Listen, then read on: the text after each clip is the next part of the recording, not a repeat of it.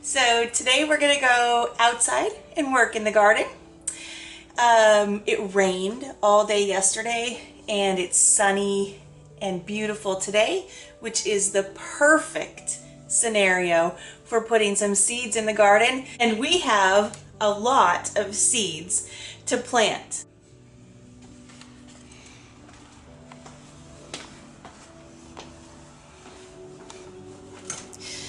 Okay, this is what we're going to start with. We are going to put some of our onion starts out. And here are the seeds that we're going to plant. Here's our little lettuce bed. And you know, we have something that is digging in our garden. Don't know if you can tell, but those are little pits, little holes. I don't know if it's a cat. I don't see any evidence of a cat making use of this as a litter box, but look, this is happening. It's happening overnight. Well, in case it was a cat, I did come out and put some cayenne pepper out here, but yeah, there's nothing buried in there. Okay. Glad, since I'm using my hands. It could also be birds. Sometimes we'll have birds come and they really dig a lot in the gardens. Well, hopefully they don't dig up all of these little lettuces and cabbages. All right, let's go to where we're going to plant our onions. So I'm planting our onion starts that I started from seed. And these are called red Weathersfield onions. And we started them inside under lights in mid-January. And they've grown to a pretty good size, and now we're just putting them out. You know, people ask me a lot why I plant certain plants with other plants, like companion planting. And last year I had a friend come and visit my garden, and she was pretty shocked that I had onions around all of my raised beds with all different kinds of plants in them. And her response, or her comment was, "Oh, I didn't think you could grow onions next to tomatoes or next to brassicas." And really, I do know that there is some science with companion planting. So, I mean, I've planted over 400 onions in this yard, and if I had to put them only by plants where they were said to behave, I wouldn't be able to plant even a third of them. So, while I am kind of mindful, because some plants do put out different chemicals that can inhibit other plants, and peas and beans, you know, do have nitrogen that they put back into the soil. There is science to that, but it's not a hard line to follow.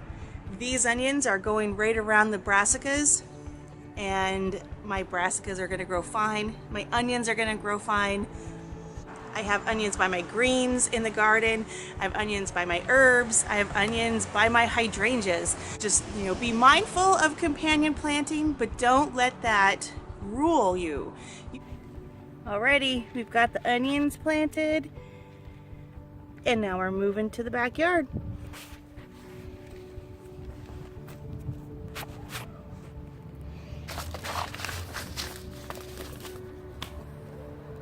Mint is a natural repellent to flies and mosquitoes. I'm not sure if it actually works, but I do like coming out by the chicken coop and crunching some of these mint plants and picking a few and putting in their nest box, which is right there. So it really makes it nice. Plus, it's a lot prettier to have something growing there than just dirt. Okay, so now we're in the backyard and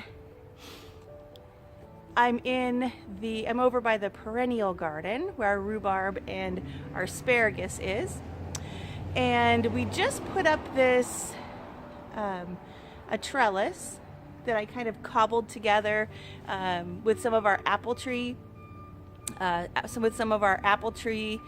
wood that we had harvested from the apple tree. And we're going to be planting some cosmos, and these are Cosmos Velouette, some French name. And those are some variegated flowers, which are so beautiful. And then I'm also on the trellis, I'm going to plant some runner beans. This area, it gets a little bit shady in the afternoons, even in the summer. So the runner beans will definitely appreciate having the afternoon shade, and they will grow up over this trellis and it will be gorgeous. There's the trellis. Ooh. It goes up to there. So this trellis, show you, I made this super quick and easy. It is sticks from the apple tree,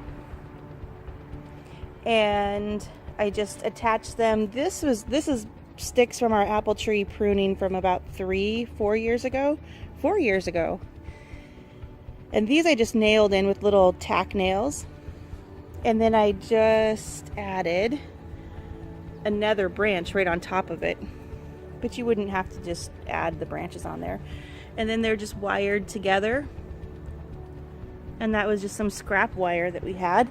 And how they're actually in the ground is with these rebar step-in posts. You can see that. I'll go on the other side here. There, these rebar step-in posts here.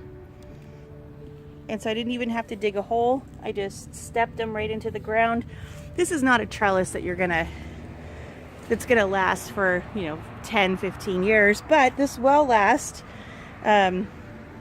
This will last here for, I'm expecting, a good 3 years. And by that time, I will probably change my mind and want to do something totally different with this space. So I'm okay with that.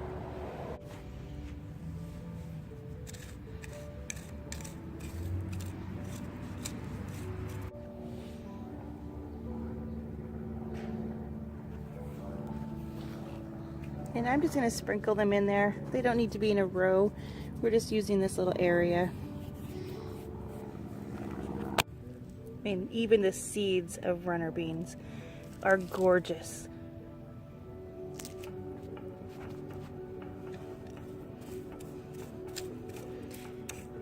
Oop, is that might be an asparagus. We're going to be careful with that guy.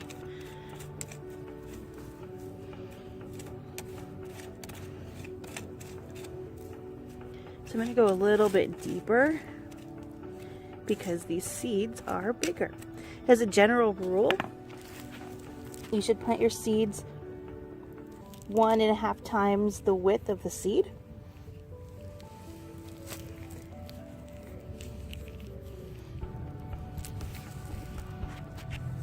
I'm just tossing them in there, and I'm just going to push them down in. So next we're going to grow some poppies. I kind of have a hard time with growing poppies, and I think the reason is because when I plant them in the beds, just in the garden area, I think that I weed them back out. They're so small and tiny, and when they start to grow, I think I weed them. So I'm going to plant them in a pot this year and then transplant them to the garden and see how that goes. Okay, here's my pot. I mean, how gorgeous are those? Range of color with silvery stripes. They don't even look like real flowers. Already, see how tiny those seeds are? I mean, they're just minuscule. I'm probably way over sowing these. And I'm probably gonna really have to sort those out once they sprout, but they are so tiny. I think they need light to sprout, so I'm just gonna pat them down and put them out here. Alrighty, poppies are planted. So the next thing that we have to plant are the sweet peas. But before I plant the sweet peas, we have to make a trellis for them to climb up. So that's what we're doing right now. So I have these 2 sticks that are from our apple tree prunings. And I'm just gonna make a trellis where I'm just gonna put these 2 sticks side by side and then add some more sticks in between to make a really cool trellis for free. So I have these 2 sticks laid out here, and I have them spaced about maybe a foot apart because that is what's gonna fit into my planter where I'm gonna plant the sweet peas. Then I have some smaller sticks here on my table, and I'm just gonna choose one. So this looks like a good one. These are really pretty birch branches that we got for free after one of the storms. We just found them on the road. So I'm just gonna go on my stick. Whoa. I'm just gonna go up probably about a foot on here, and that gives my trellis some footing to stick into the ground on my planter. And then I'm just gonna lay this right across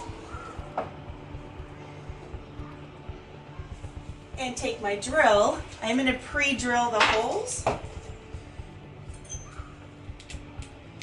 Makes it a lot easier. And I'm just gonna pre-drill and then add some screws in there to help hold it all together.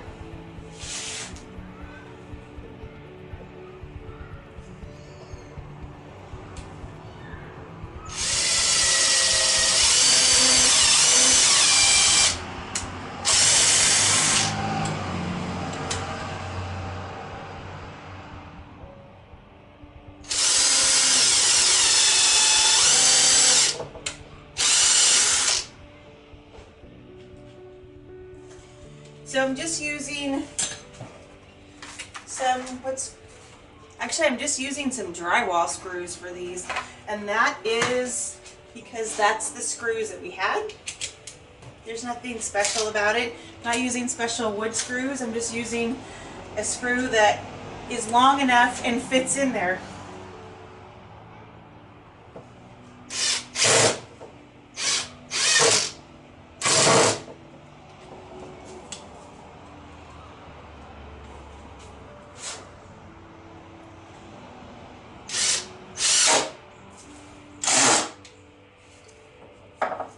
Alright, that's the start of it. And then I'm just going to continue building with these other sticks and just angle them. And I do have my trimmers. I'm going to trim this one. And I'm just going to angle them and keep trimming and keep adding sticks until it looks how I like it to look. I don't have a design idea in mind. I'm just letting the sticks decide what they want to do. This is a great project for beginners, also for kids getting into tools, because they can be creative, and because you can be creative and there's not really a wrong way to do this. We're just putting it on as we like. Like this piece was the top of another branch, and I'm just going to stick this right onto the side because I think it would be cool. Okay, so I have this one measured and the top screw put in and the extra top cut off. I mean, pretty cute. So now we're just gonna go put those in the planters and then grab some sweet pea seeds and plant them.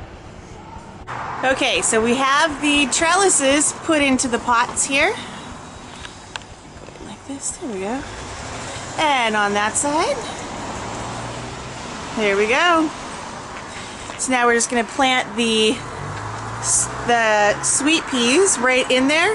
And this year we're gonna grow these sweet pea Americana, or sorry, just sweet pea America. And they are red and white ones.